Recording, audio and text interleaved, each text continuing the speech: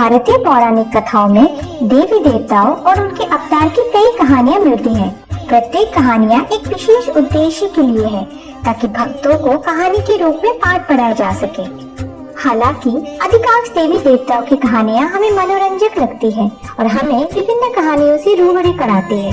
वही वे भी है जो कल्पना से बड़े भावों और आत्मनिर्भर है। ऐसी ही एक कहानी है देवी सती की।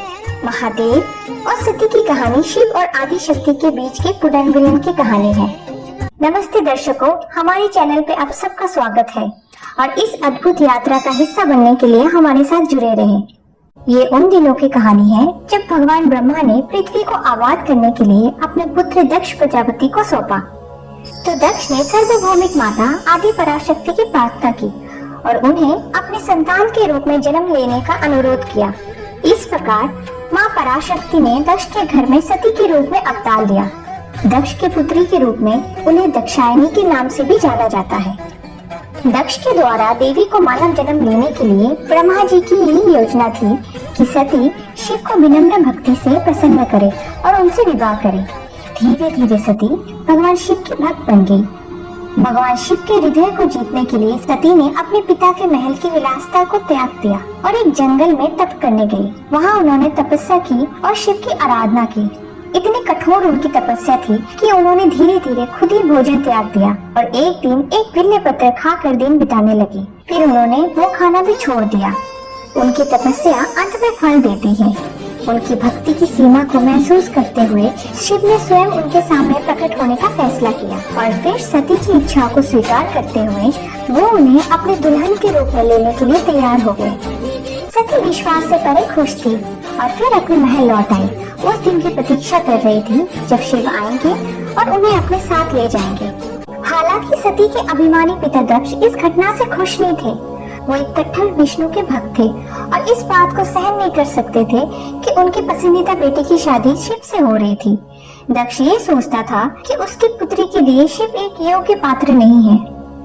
परंतु जो भी हो, सती शिव से विवाह करने के अपने निर्णय पे अटल थी और वे उनकी पत्नी बन गई और अपने पति भगवान शिव के साथ रहने के लिए कैलाश चली गई। शादी के तुरंत बाद दक्ष ने अपने महल में एक भव्य यज्ञ का आयोजन किया जहां उन्होंने सभी राजाओं, राजकुमारियों, देवी देवताओं को आमंत्रित किया था और उन्होंने सती और शिव को आमंत्रित ना करने का फैसला किया। वो अभी भी अपनी पुत्री से नाखुश थे और उन्होंने शिव और सती दोनों का अपमान करने की योजना बनाई।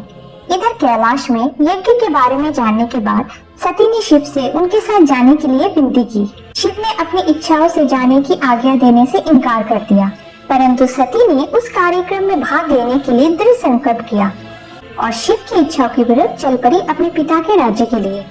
शिव ने सती को वहां ना जाने की चेतावनी दी थी, ये जान के कि वहां उनका अपमान किया जाएगा। हालांकि तब सती उनकी बात अनसुनी करके चलने लगी तो शिव ने सती की सुरक्षा के लिए अपने गण को उनके साथ भेज दिया। यज्ञ में सती को आते देख दक्ष गुस्से में उन पर चिल्लाने लगा और उनका अपमान करना शुरू कर दिया। दक्ष ने सती और शिव को बहुत अपमानदायक बातें सुनाई। दक्ष ने यह स्पष्ट किया था कि ना उनका और ना ही उनके पति का कभी यहाँ पे स्वागत होगा।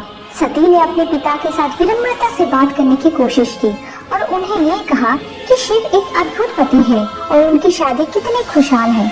हालांकि दक्ष ये सब सुनकर भी बहरा बना रहा और बस सती और शिव को अपमानित करता रहा सबके सामने। अंत में सती से और सहन नहीं हुआ। उन्होंने पूर्व में दक्ष और प्रसूति को चेतावनी दी थी कि अगर उनका किसी भी तरह से अपमान किया गया तो वो उन्हें छोड़ देंगी। सती ने तभी क्रोध में देवी आदि शक्ति का रूप ले लिया। उन्होंने खुद को दक्ष से मिलवाया, ये कहते हुए कि वे अनंत शक्ति है और उन्होंने कहा कि वो अपने प्राणों की आहुति देकर अपना प्राण त्याग दे। उन्होंने दक्ष को ये श्राप भी दिया कि दक्ष का नाश उनके पति भगवान शिव द्वारा ही होगा। इस प्रकार उन्होंने पवित्र अग्नि में प्रवेश किया और अपना मानव जीवन समाप्त कर दिया। वहाँ कैलाश में जब भगवान शिव को ये बात पता चला तो शिव पूरी तरह से नाराज हो गए और रुद्र के रूप में बदल गए। वे हर तरफ सब कुछ जला देते हैं और सब जगह को बंजर भूमि में प्रस्तुत करना शुरू कर देते हैं। भयंकर तांडव नृत्य करते हुए उन्होंने अपनी जटा उखाड़ ली और उसे जमीन पे फेंक दिया। उस जटा से वीरभद्र उत्पन्न हुए जो शिव का विनाशकारी अवतार था। वीरभद्र बहुत भयानक दिखता था। उसके 8 हाथ थे और प्रत्येक हाथ में हथियार थे। फिर दूसरे जटा